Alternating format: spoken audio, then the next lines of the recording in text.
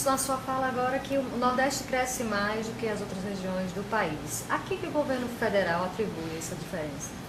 Quer dizer, na verdade, como pesquisador, mais que como governo federal, o que os dados mostram é que, embora programas tipo Bolsa Família ou aposentadorias, impulsionadas pelos reajustes reais do salário mínimo, desempenhem um papel mais importante no Nordeste, o principal fator de propulsão das rendas é a renda do trabalho, que tem crescido bem mais do que outras regiões do país. Então, num certo sentido, é um crescimento sustentável e mais sustentável que só se fosse baseado em transferências públicas. Okay. E a que se deve, assim, nesse caso, essas discussões que acontecem em eventos como esse que está sendo realizado aqui, elas têm algum papel nesse aumento, nessa diferenciação? Eu acho que é tentar entender o porquê, né? Um principal fator desse crescimento de renda do trabalho e de renda em geral e redução de desigualdade é educação, o aumento que houve na educação. Por outro, são programas sociais que têm um impacto mais importante, como o Bolsa Família, na queda da desigualdade do que no crescimento de renda. Tem as próprias políticas específicas de mercado de trabalho. Eu destacaria o Crédito Amigo e o Agro Amigo aqui do Banco do Nordeste, mas programas de microcrédito em geral, mas aqui o Nordeste tem essas políticas voltadas para a base da distribuição. Então, de uma maneira geral, o bolo de renda no Brasil tem crescido mais na base da pirâmide, pessoas com menos educação, pessoas na periferia, etc., principalmente em cidades nordestinas. E eu acho que é um resultado de uma conjuntura favorável, mais educação, políticas de transferência de renda, mas, acima de tudo, o trabalho das pessoas. Ministro, quando o senhor estava falando sobre aquela questão dos homicídios, o senhor citou que esse crescimento da renda por si só não é suficiente para se alcançar essa sustentabilidade que a gente percebe, né? Então, o que também é necessário para que se chegue a esse fim? Não, acho que quer dizer que tem talvez o dado mais difícil aqui do Nordeste, dos últimos 10 anos são conquistas muito grandes, queda da mortalidade infantil de 58%, aumento de escolaridade bem maior do que a média, queda de desemprego, etc. E apesar de todo esse quadro extremamente positivo, houve um aumento das taxas de homicídio aqui no Nordeste, que ultrapassou a média nacional. Isso é um fator, obviamente, muito importante em si, mas que afeta também a economia. Então, mostra que apesar da renda estar crescendo, a pobreza caindo, muitas vezes problemas de violência aumentam, e eu acho que foi o caso aqui nos últimos 10 anos. Mas se imagina o que é que pode também ser feito para, de certo modo, solucionar, amenizar todo esse cenário que está surgindo agora também junto com esse crescimento?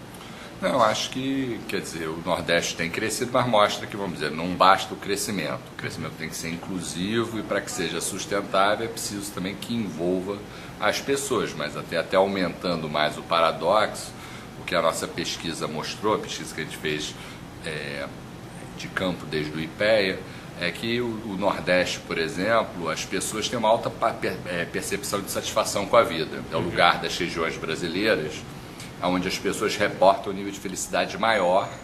E se você controla pela renda, pela educação, como o nível de renda aqui no Nordeste é mais baixo do que em outras regiões, a gente vê que o nordestino ele é feliz. Então aumenta o paradoxo. A renda está crescendo, as pessoas estão mais felizes aqui do que em outras regiões, mas existem problemas como o aumento da taxa de homicídios. Então mostra que, vamos dizer, que a sociedade é algo bastante complexo, e como esses protestos recentes demonstraram. Então acho que é muito importante também entender a cabeça das pessoas e atacar os problemas com políticas públicas. No caso de policiamento, no caso de violência precisa de policiamento, precisa de políticas sociais também.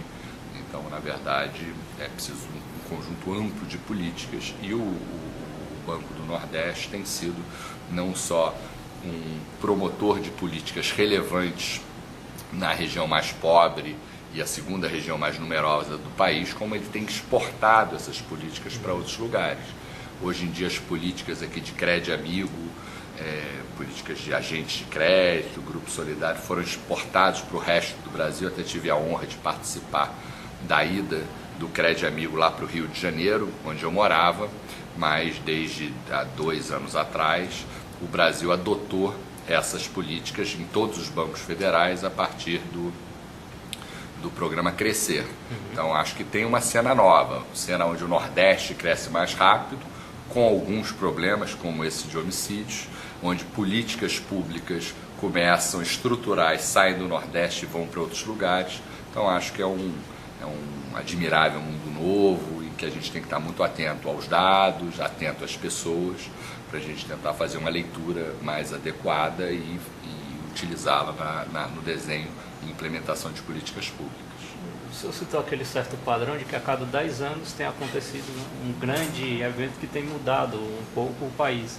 Caso isso aconteça também no próximo ano, né, o senhor acha que isso vai estar diretamente ligado com esse cenário de crescimento das periferias e de surgimento ou agravamento de alguns problemas sociais mais recentemente?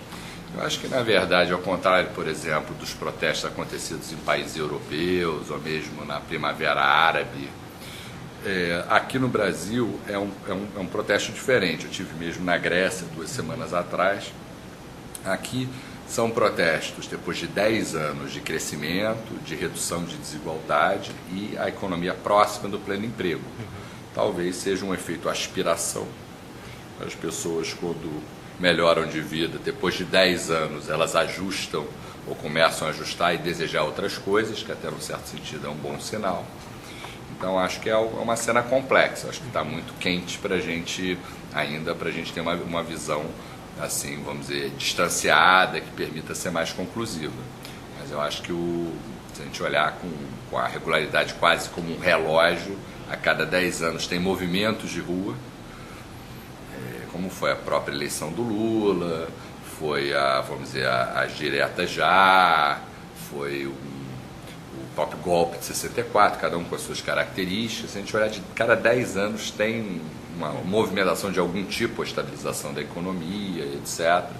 E depois uma grande transformação. E talvez, apesar de a gente ter tido, na minha visão, 10 anos bastante interessantes, de crescimento, com redução de desigualdade, aumento de salário, queda de desemprego, etc.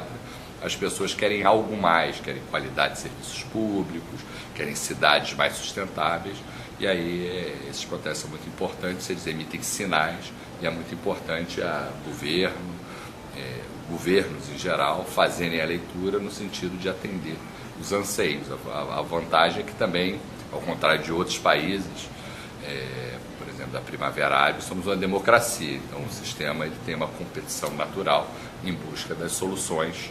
Então eu acho que é um momento, obviamente, delicado para quem está no governo, mas absolutamente fascinante para, assim, no sentido de desvendar o que está acontecendo, quais são as direções, o que se deve fazer no sentido de atender essas aspirações.